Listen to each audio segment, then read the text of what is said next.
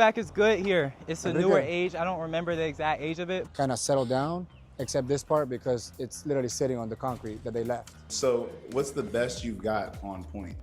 You have little to no money if you want to get into real estate. Liability waivers, but we're getting everybody on camera to say that if you guys trip or fall, injure yourself, you cannot sue me. So what makes you decide whether you're gonna keep a property or flip a property? But just because it has a vapor barrier doesn't mean that it's 100% good to go. So Get 3 different quotes on it. So I said, let's head inside. We'll kind of check out what's going on.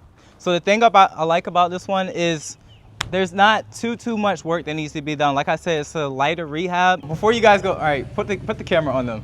So we don't have liability waivers, but we're getting everybody on camera to say that if you guys trip or fall, injure yourself, you cannot sue me. All right. So this property is 3 beds, 2 baths, about 1,300 square feet. I like the homes that aren't too big because that means your rehab isn't as expensive. The bigger the square footage, the more expensive the rehab is going to be. So this is the main living area. Great thing. See these windows right here? I can keep these. Perfect. Windows can get quite expensive. The previous seller was a contractor, so they started doing some renovations themselves. I don't know why they didn't finish it, but hey, that was for me. This is Angel. He is the head GC of RJ Contracting. So if you guys need a contractor, this guy here. Angel. So these are people who are newer to getting flips and things like that. Any pointers or such that you want to give them? Biggest thing is analyze the deal when you're starting, right? And choosing the right contractor. I'm not saying I'm the best. There's a lot out here, but looking at their work depends on what kind of rehab you're gonna get into, right? You have like this one's like very cosmetic rehab. You have others that have a lot of gutting, plumbing, electrical. You want to make sure that gets done first. A lot of people just try to get in and try to move fast and don't go through the steps, which is rough in, electrical, plumbing, HVAC. I think you mentioned in one of his videos, the crawl space, big, because a lot of times you have termite damage and that could kill the deal because you have to open a lot of things and that adds up fast. This right here is your crawl space access door. So you need this to be able to see in your crawl space. HVAC is also a huge thing. HVAC, water heaters, your major systems. HVAC is good here. It's a newer age. I don't remember the exact age of it, but it is newer. And as you see, a big unit like that is great. You want to check the size of the unit. Yard size is a plus. You don't necessarily need to have a big yard or anything like that. Put a fence up if you're doing major work because people will walk the streets and see like, okay, is anybody there? Is this house vacant? Are they doing work? And they'll think, okay, this is an easy lick. Now, somebody just tried to steal my HVAC. Some people may try to break in the house, just depending on where you're at. So the location is very important on when you purchase your property. Previously, you had concrete steps, and with time, the rest of the foundation of the decking kind of settled down. So now we're gonna remove the boards. We're gonna chip this down and put new boards in, and maybe paint it. Give it a new face. So decks are definitely something you want to pay attention to. This one, I'm blessed kind of because there's no rotting wood or anything like that. But if you did have rotting wood, you need to repair that because you're going to get hit with that on the appraisal. Other things, if you guys, I mean, this is just basic cosmetic things on the exterior. Like we'll just pressure wash this, get that green stuff off, take this tape off. So, new investor, know nothing about houses, how to repair them, nothing like that. How do you go about knowing what to change and what to do, and how do I know the contractor is telling me the truth? And how do you work with somebody who don't know nothing about housing, what they need to fix, and if they rebuttal anything saying that that's too much or something? Like, how does that work? How I kind of got that expertise was I was already in real estate as a real estate agent. So I already knew what buyers were looking for. I already knew like the things to look for in a house, even though I didn't necessarily know like numbers and things like that to work with. So I just relied on that. And then early when I started investing, what I did was I partnered up with other people that actually had been doing deals. And then like, even if let's say I wanted to do one myself, I would take that quote I got from the contractor, send it to my partners and be like, yo, like, what do you think of this? Like, are they getting over or things like that? But going back to relationships too, like your relationships should be solid. And then people are less likely to take advantage of you. I would say if it's just you, get 3 different quotes on it, you know. That way you can either pick the cheapest one. That's actually real talk too, because that actually kind of hurts him as a contractor. So if he's telling you that, like that's I'm real. honest and blunt as you know as I can be. Yeah. Because most contractors gonna be like, nah, just use don't send it around. Yeah, like, and use references. You know, we know a lot of people network together, but yeah, use references. You know, don't just go for the cheapest. The thing though is about using a cheaper guy. You got to make sure, like, if you find somebody cheaper, make sure they actually have solid work. You can find somebody cheap and it's their first time doing it, and guess what? You have to spend more money on it. So when you look at your crawl space, so before even purchasing the home, you want to have this at least looked at. I would recommend having a termite moisture inspector look at it also too, to see. So there's multiple reasons why, because things get very expensive down here, because you have girders, you have joists, you have beams, you have plumbing, you have a lot of stuff, ductwork, insulation, so many things that can get messed up. So yeah, it can get very expensive. Things I'm looking for, I always want to look for a vapor barrier. If a home does not have a vapor barrier, that's usually a bad sign, usually mean that nobody's been in there and who knows what's down there. So I can expect very expensive crawl space repairs if there's no vapor barrier there. But just because it has a vapor barrier doesn't mean that it's 100% good to go.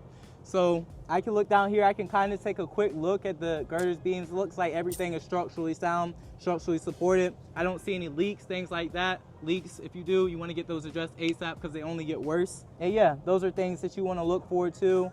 One thing that you can do, so you get your preferred termite moisture people in here, they're going to give you a quote if things need to be done. All right, so it's going to get a little bit tighter right here. So I say if you guys can go like single file or something so we're not all cramped. So downstairs, we'll hit downstairs first. We got 2 beds and 1 full bath. All right, so when you first come up, you can look really quickly to your right. You'll see kind of like this weird closet space, but I'll be over here on this side. So if you guys see this kitchen, it's not bad, but it's not flip ready. If you guys have seen flips, a lot of times they got granite countertops, newer appliances, newer cabinets, but I'm actually not doing that. I'm gonna keep this kitchen as is. The reason I'm keeping it as is because I'm not flipping the property. If I was flipping it, you need to do that. Replacing these appliances, that was what I would do. Just washer and dryer, this is going out regardless though, because as you see, this is, yeah, it's all messed up. And the tenant, they can just get a new washer and dryer. So you get more money on that end. You make more front end money if you flip it, but I don't care about the front end money because I have other things that make me money. I would rather the long-term money, the passive income like I get when I have a rental. So that's my method with this. Okay, anybody? Numbers? Numbers, what's the formula you're looking for? Offer, the ARV, 70%. That's, okay, a lot of people like that one. I don't like the 70% one though, because I don't know what 70%, like what is 70%? I could never quantify, like, no, I'm like legit asking. Like, I just don't know what's in the 70%, so I just never really liked the 70%. I like the formula I like is the MAO, max allowable offer, equals the ARV, which is after repair value, times 10% of the ARV. I can explain this 10% because you got 3% listing agent, 3% buyer's agent, 3% closing costs, 1% closing costs. Those are your fees on the back end of the sale. So there's your 10% minus the rehab costs, minus your desired profit. That's your MAO. So for me personally, for me to do a flip, I want to make at least 30K. Like, I'm not looking for a home run deal, but for it to be worth my time, I should make at least 30K from it. Now that can be negotiable. Like, it just depends. That number can move. Your rehab number, don't play with your rehab number. If you think it's going to be 40K, what's up? Time, that was Spanish. All right, so MAO equals ARV times 10% of the ARV minus the rehab cost minus your desired profit. And if you guys want more in-depth things in the pause it, things like that, watch my YouTube videos. I am Chris A. Williams on YouTube, where I go into depth on not just flips, but also creative finance, wholesale, all those things too. So check that out. Yes, don't play with your rehab costs. If you think it's going to be 40K, don't be like, the numbers are tight. Maybe I can get away with 30, 35. No, because what's going to happen in the rehab, and I guarantee it's going to happen with this one too, because it happens with every property, is contractors are going to go in. They're going to be like, oh, I didn't know that this came up. Like that, for example, that hole in the drywall. I didn't know that was there. I didn't have that in my original budget. So you have to budget for those things, especially when they go into tearing out walls and all that. You never know what you're going to find. So you actually want to probably add a little bit more. So if you're estimating 40, I would say to be safe, 50K for your rehab numbers. If your deal still works, the key is using conservative numbers, 100%. Be conservative. Do not be too aggressive, because like I think you had mentioned losing money on a deal, but I think somebody had scammed. I think a little bit. Yeah. A lot of people lose money on deals because they're way too aggressive with their numbers. They're not conservative.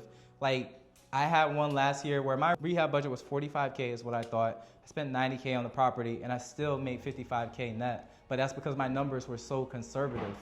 where I literally spent over 2 times my rehab budget and I still was able to profit 50K net profit, not gross net.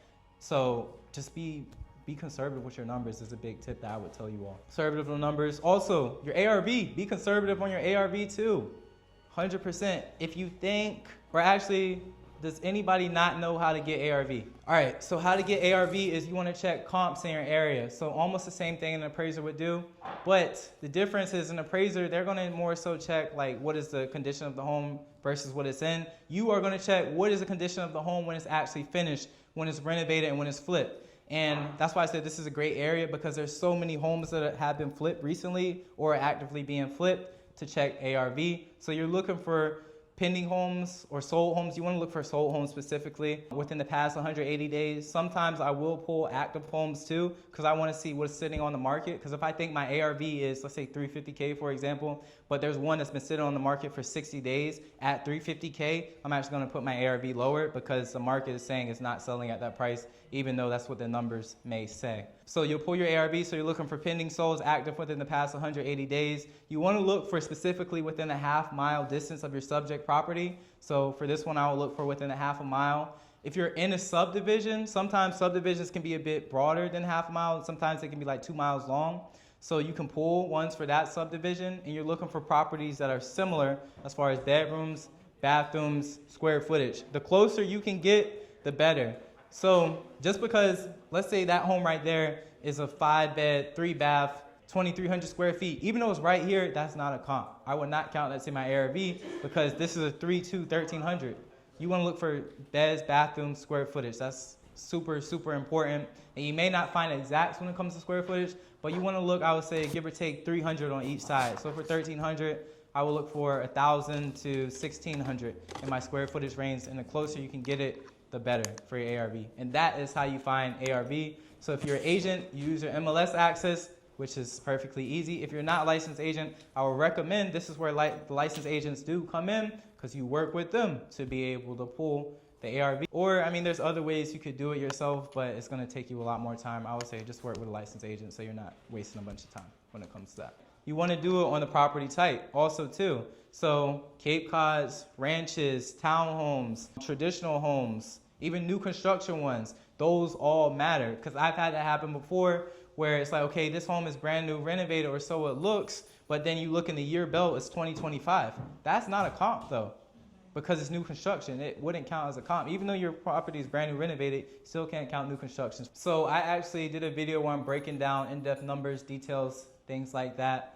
on how much I'll make from this one if I were to flip it, or versus what I'm actually doing. So that video is going to come out in a couple weeks. So if you're not subscribed to the YouTube channel, subscribe to that. So what makes you decide whether you're gonna keep a property or flip a property when you purchase the property? For me, I like to hold properties because, like I said, just for me personally, like I have other avenues that bring me good revenue. Okay. So I more so care about like building up passive income because that's my ticket to retirement early. I think it just depends on your investing strategy though. Like if you, let's say you're flipping full time, then, or you don't necessarily have other revenues, then you probably should flip as many properties, get that capital, and then with that capital, then you can do rental properties or buy and hold and things like that. Okay. But that's a trajectory for a lot of people. They'll do wholesale to get capital in the first place, then they'll flip, then from those flips, they'll buy rentals. I kind of did the opposite. I brought a rental first, then I did a wholesale, and then the flip was the last thing that I did. Okay. So it just depends. Also, kind of more insight on that too. It depends on if it's a home run deal. Like if I can make 100K plus on a flip, I will flip it. But if, like, let's say I make 30K on a flip, I'd rather just keep it. And even though I make less with the buy and hold strategy, that's fine with me, you know? So I have 2 questions. The first one is, for using hard money lenders, what's a good range for interest rates? And then the other one is, what's your time frame for flipping a home? So the time frame for flipping a home, it just depends all on the home. It's subjective, I would say, based on what the home needs and a lot of things. Home square footage, like features of the home, and really what it needs is how long it could take. I would say even if it's like super quick, super simple like this one is, I would still estimate at least 30 days for the rehab at the very least. And say this in front of you, but contractors are going to tell you it's going to take a month. Estimate at least a month and a half. It's always delays. It always happens. So to answer that one there. But when it comes to the flip process, your flip isn't just a rehab. So you still have the resale process, and this is where you really need to know your area also. For this one, that's another reason why I'm not flipping this property, because homes in Portsmouth do sit for a little bit longer versus like your Virginia Beach, Chesapeake homes and things like that. So you also have to factor that in. So I would say best case scenario, like if I was flipping this one, let's say 30-day rehab, I would say 60 days of being on market and for it to sell. So there's 3 months that's right there for a project. So that's also why I'm not the biggest fan of them, because it just takes a while to get your money back. Even though it's a larger sum, if I'm going to wait a while, I'd rather just stretch it out over 30 years. That makes sense. And what was your first question again? What is a good interest rate for using hard money lenders? Interest rate, honestly, it just depends all on the market at the time, depends what's going on. Also, it can depend on your credit score too. Lower your credit score, the higher your interest rate is going to be. Or, I mean, there's different ways to kind of finesse it. Mine is technically 10%, which people would think is high, but I mean, I'm fine with it because one, I wasn't charged any points up front, so I save a lot of money up front. Also, I don't have any monthly payments. It's just 10% on the money that I borrowed in 6 months. Now, for my terms though, if I go more than 6 months without paying it back, then I'm charged a point per month. But for this project, I know it's going to take less than 6 months, so it's fine with me. You have little to no money and you want to get into real estate, flipping homes. Yeah. Like, what would you do to start to even build that capital to get to that point? Okay, do you have knowledge? Do you have experience? A bit. Okay, a bit. So let's say no. All right, so you don't have money, you don't have knowledge, or you don't have experience. Your best thing you want to do is you want to partner up with somebody who's actively doing flips. And what whenever you're partnering with somebody, you got to figure out what can you provide to that person. So like, let's take a person who's already flipping homes and things like that. They don't, like, you got to think about what do they need? They need deals. So I would say the smartest way is you bring them a deal, you learn how the whole process goes, so now you get the knowledge of it, and yeah, you're going to have to split the profits with them. It's just going to be what it's going to be. But if you brought the deal, at least you can get a higher profit split. I think max, I would say probably 50% on that. Or even if you don't necessarily get that 50%, at least you got the knowledge, and that knowledge is going to be more valuable than literally any money you would have made from that deal. So what's the best you've got on points? Like best amounts you've actually heard with hard money lending? This is actually the first time I've used a hard money lender. Okay. For my other ones was just out of pocket and then also creative financing. So this is my first time using a hard money lender, but I've shopped around and was looking at other people, and this one just made the most sense. I just like that I wasn't charged any points up front. Like, that was great for me. And also it's just 10% on the money that I'm borrowing. So the spread is there, so it didn't matter for me. Okay. And then second, let's say you're $50K liquid right now. What would be like the split of how much you use OPM and how much of your own you would use for a first flip? I would say try to use as much OPM as you can, to be honest. Whether you're 50K, whether you're 500K, still use OPM as much as possible, especially if you structure it right, because you gotta think, like, what do you lose from doing that, you know? Okay. Key is you wanna keep as much money of yours as possible and just use other people's money.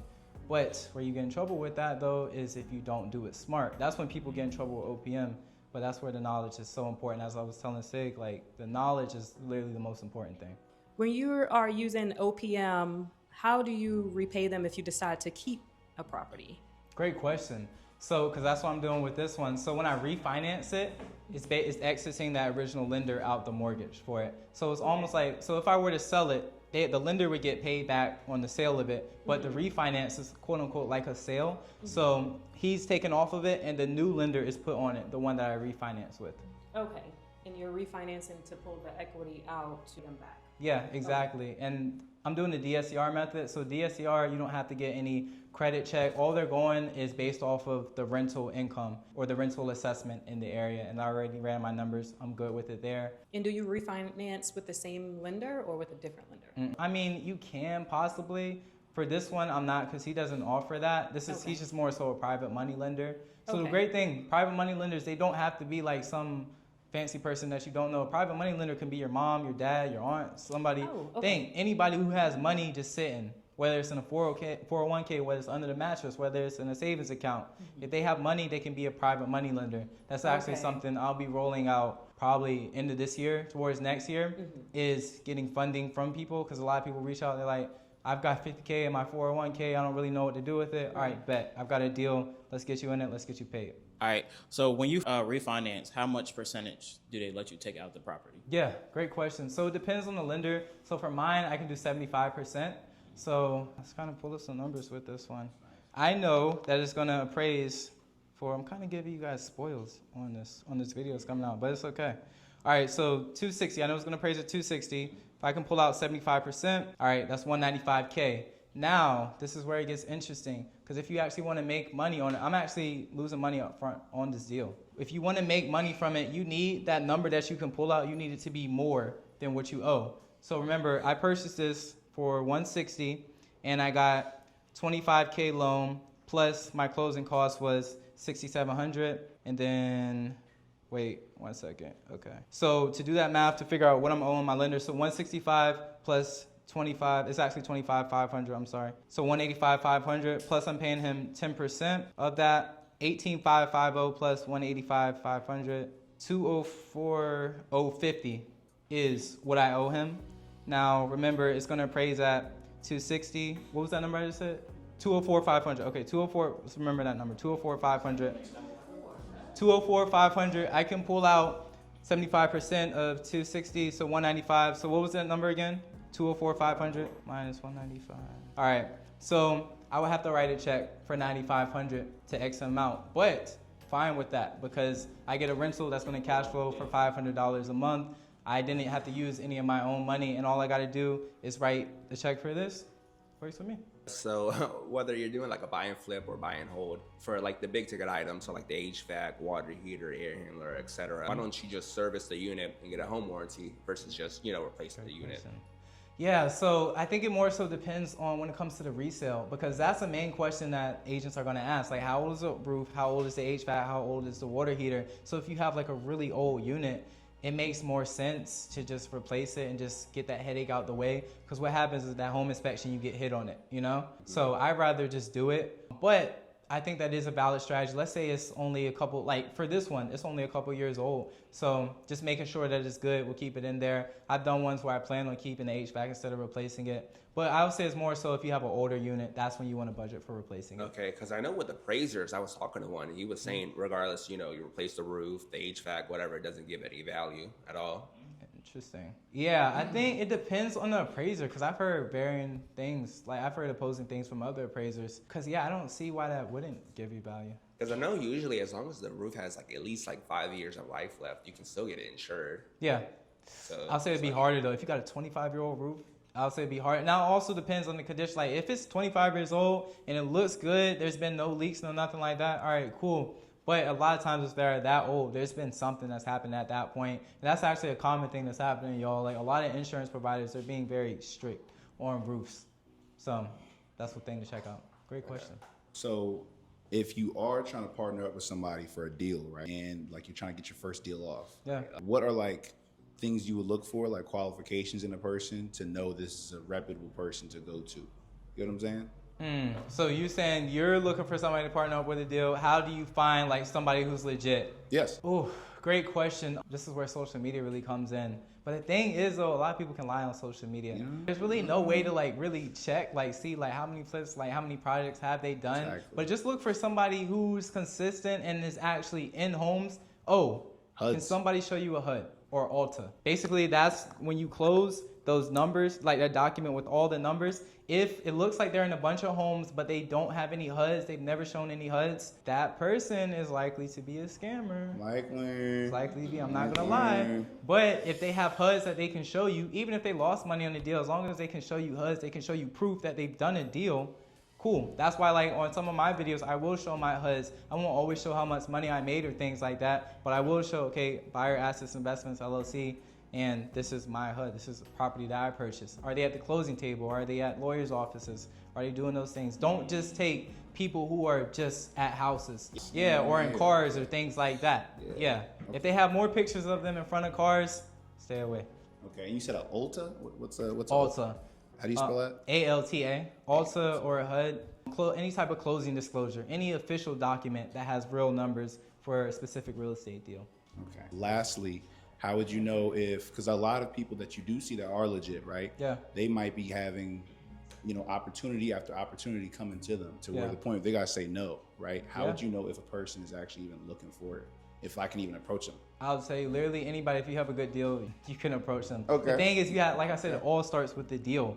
So find a good deal and then approach that person and bring them that deal, and then you could go from there. Like, I get a lot of messages like all the time, so a lot of times it just be too much. But those messages where people are like, hey, I have this, okay, I'm very likely to answer that message very quickly, because it's like, all right, cool. The thing for me at least is I don't want to have to do a bunch of work, because I'm already doing a bunch of work. Don't make a bunch of work for myself. And I think this is a problem that a lot of newer people have, is they have the right heart. They'll come up to people, they'll be like, hey, what can I do for you? That's actually making me do work, because now I have to think, what can you do? The best thing I would suggest for you guys, if you have that same like mindset, instead of asking what can you do for me, already come up with something. And that's why I give you suggestions of having a deal. Because if you came to me, you're like, hey Chris, I've got this deal, like here are the profit margins, it could be this, and that. Even if you're wrong, all right, cool, at least we got to start. Versus if you're just like, hey, like what can I do? You're making more work for me. So you find that deal, it's perfect. Are you bringing your GC in with you before you sign that contract so you can figure out the rehab, or you bring them after you sign? For me personally, I'll sign a contract first, because for me, I want to get that contract signed with the seller literally as soon as possible. You have to have like an irrational fear that literally if you walk away, the moment you walk away, someone else is going to sign with that seller, because there's so many people that are reaching out to them. Like the deal that I just signed yesterday, I had to get it signed that day because they had already had an offer on the table. And I already had a relationship with the seller. Somebody brought me that deal. She had a relationship with that seller, and I have already been talking to the seller, but they were still getting reached out to people. I'm under contract with sellers, and people are still reaching out to them. So you want to get that deal signed literally ASAP, but that's for me at least, because I already have a good estimate on what the rehab is going to be before my GC even comes in, and I'll just give a higher number. And so let's say, all right, I estimate 50K. But the GC will come in, they'll be like 40K. All right, cool. So I already know my numbers work at 50K, so I'll just get the deal signed then and there. But it's also easier to negotiate when you're under contract too, so you need to remember that. So even if, let's say you don't necessarily know your numbers, still get that deal signed ASAP. And then when you're under contract, let's say your numbers don't work, then you can possibly negotiate from there. But you do have to understand your seller agreed to things at a certain term, so they may not want to change the price, they may not want to change the terms, so you just have to be ready for that objection. Okay.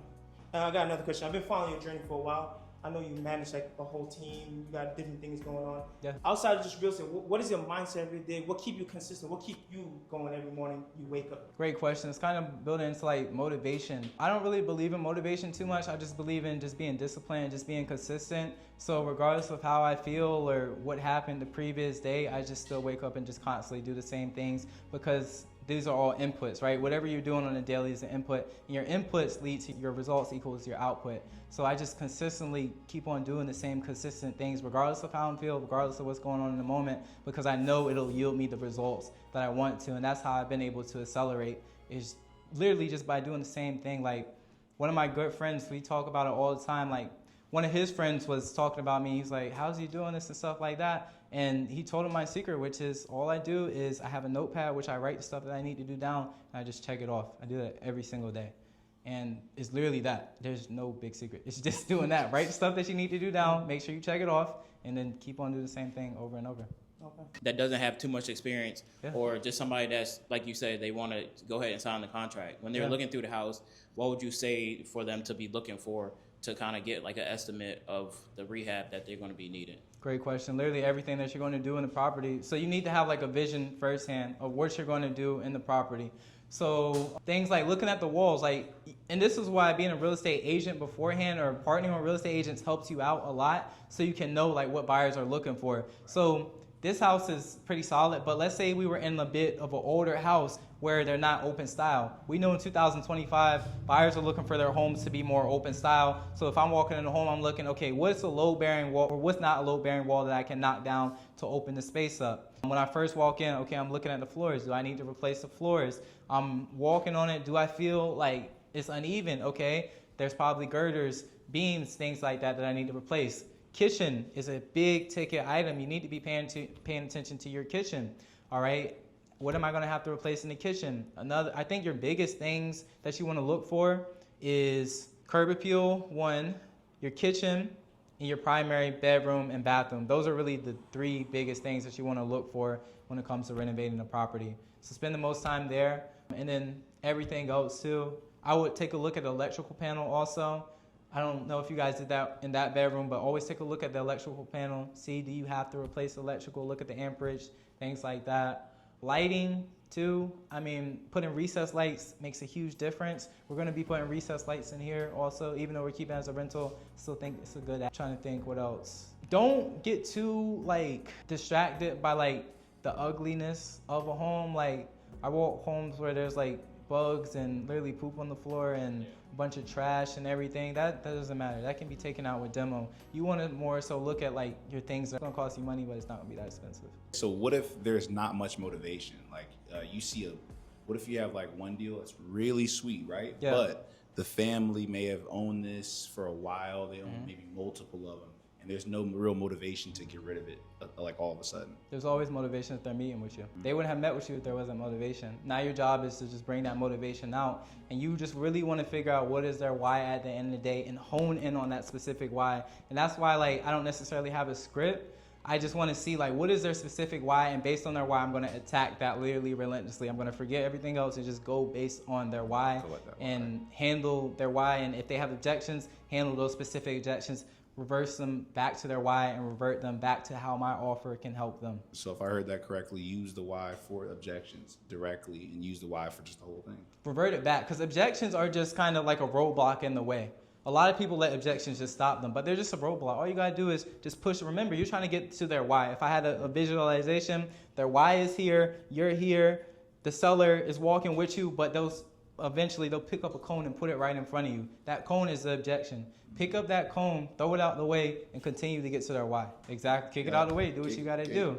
And then once you get to their why, deal signed. You get paid based off of how many problems that you can solve or how many objections you can handle. So when it comes to like if people aren't making the money that they want to make on the deal, like even on this one, I was just doing so much. I didn't negotiate it the way that I should have, to be honest with you. I still, like I told you, I'm losing money on the front end, but normally that wouldn't happen. And it's just because I didn't negotiate with the seller like I normally would. I was just scatterbrained at the time. So make sure you negotiate with the seller to get the lowest price as possible. And I told you guys with the crawl space, there's one way there, showing them the formula, things like that. There's so many different ways to get deals lower. I know some of your YouTube videos, you was talking about like foundation. Like, how did you step in and like know that is a bad foundation in a house? I'm trying to think, can you really see it? It's more so like if I'm walking the home, if I feel like uneven, that'll give me like cause for hesitation. Sometimes it could be the flooring. Like when I walked earlier, it was just the vinyl flooring was just messed up. That's the only reason it was like that. But if you like walk, if you can look here and if you see like it's like curved or like that, then yes, that's a big sign. Angel, is there any things you would say with that too? When we've had to renovate properties that have a lot of unevenness on the floor, a lot of times it's not just the foundation, it's a lot of problems. Yeah. It means the homeowner has not been maintaining the property. So you probably have not just that, but everywhere else. No, not everywhere else, but a lot of spots in the home that have not been taken care of for a long time. So a little more to your rehab costs. Yep. Sure. Yeah, that's true. I mean, that's a great point. Like the worst of the home to condition is you should probably add for your unforeseen costs. Because you gotta think, if they haven't been taking care of the home, like on the things that you can see, like there's poop on the floor, there's paint on the walls, there's like drawings and stuff like that. Do you think they've been taking care of the attic, things that they can't see? Do you think they've been having their HVAC service? No, because they don't even care about the property for the things that you can see every single day. So of course they're not gonna care about their attic or their HVAC, things like that. Okay, perfect. All right, so let's go ahead and include it out. Like I talked about earlier, a lot of times how I get my deals is I don't do the hard work anymore. I did at one point, but I don't. People just bring me deals. And at one point I was posting like, hey, I'm looking for deals, but now I don't even do that. People just send me deals to my DMs. I don't know why, but I gladly take it. But that's based off of social media presence and putting out content. So I'm giving you guys homework, but not homework, it's now work. So what you guys are gonna do is you're going to take a quick boomerang, video, photo, things like that. You are going to say that you are, I don't know, looking to get into real estate investing. You could take a picture of me, you could take a picture of the house, you could take a picture of whatever you're doing, a little video, and you're gonna post that on your story. Now, why you're gonna post this on your story is because you're reaching out to your network. Now they know that you are a real estate investor, and that is the way they can get you deals. You'll be surprised. You never know who has a house that they need to sell, a distressed property. Somebody has a grandma that willed them their house. They don't know what to do with it. So that's what you're gonna do now. And when you do it, you're gonna tag me because When you tag me, of course, I love the tag, but also I'll repost you on my platform too, and my platform should be able to get you some attention also there. I don't really know how I'm ending this, but I'll say thank you guys for all coming out. Definitely wanted to keep this small. I know I kind of dropped this at the last minute, and I was really like first 5 people, so you guys all responded very quickly, so salute to you guys for that. I'm trying to think, what else can I say? Biggest thing is don't just let this be your end to real estate or real estate investing.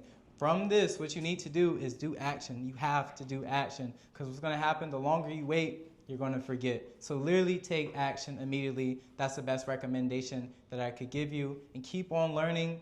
I'm not the person that knows every single thing. Like I said, I just started real estate investing last year. There's still a lot of things that I don't know, but I'm also challenging myself every single day to keep on learning on all these different strategies. So same for you guys. Books, podcasts, YouTube. I am Chris A. Williams specifically. But books, podcasts, YouTube, all these things are going to help out your learning. So just keep on learning, and don't just learn, just do. So again,